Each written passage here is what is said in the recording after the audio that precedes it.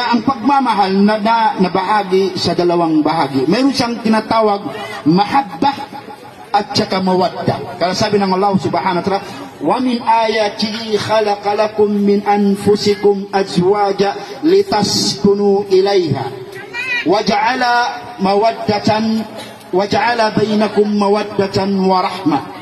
Ito'y binanggit ng mga ulama. Sabi ng Allah subhanahu wa ta'ala, nilikha namin sa iisang ambok ginhawa, iisang lamang. Tapos, kasi yung babae talagang mahina, kinuha yan dito sa balikat ng lalaki. Kaya yung lalaki, pag mag-asawa siya, dapat malakas ang kanyang pagsasabar. Malakas. Wa min ayati khalaqa lakum min anfusikum azwaja. Dahil mga kaya-kayatan sa Allah subhanahu wa ta'ala, piya panjari na mo inhambok ginawa maaun in pag-asawa. Iban sin pagbana.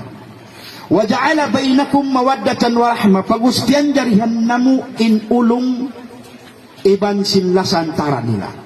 So may pinagkaiba ng mahabba at saka mawadda.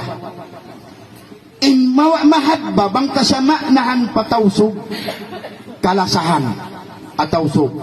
Sa Tagalog pagmamahal.